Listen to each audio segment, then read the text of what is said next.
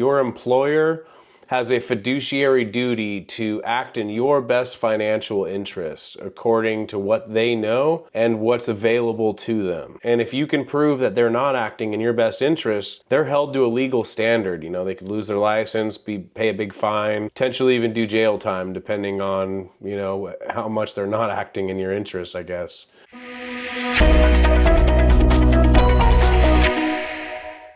So we were talking about financial advisors and a fiduciary duty that they actually have to act in the very best interest of their clients. And that's a very gray area because you can't really prove that someone is acting in the best interest to the best of their knowledge, because who's to say what they really know? So there's a couple things that you're hoping to come across when you're finding a fiduciary, as they would say. And that's not just someone who is a financial advisor or someone that just, you know, works with stocks and bonds or insurance. Like, fiduciary is a standard that's actually held. So like, your employer has a fiduciary duty to act in your best financial interest according to what they know and what's available to them. And if you can prove that they're not acting in your best interest, they're held to a legal standard. You know, they could lose their license, pay a big fine, potentially even do jail time, depending on, you know, how much they're not acting in your interest, I guess. So when I think a story to kind of give a good example of this was one of our clients. She had, her husband had passed away quite some years back. He was like the main person communicating with their financial advisor. So now she was responsible for overseeing both their IRAs. And then all of a sudden her financial advisor passed away and she was just left this portfolio. She didn't know what was in there, nothing about the stocks, bonds, you know, the variable annuity that was actually inside her portfolio that she didn't even know was there in the first place. Like, she never signed any paperwork for any type of annuity, anything like that. And her financial advisor had went and bought a variable annuity, which is a very high fee product. It's very exposed to the stock market. It was not in line with her risk tolerance, but this person, you know, was held to a fiduciary standard and he just went and did this anyways. And in hindsight, that was not something she would have done after we found out she had a variable annuity. So again, you know, you may hold a license, you may hold a title, but you know, when you're trying to find a fiduciary, whether it's a best financial advisor or a best agent for that matter, you're looking for somebody who has, one, a lot of options,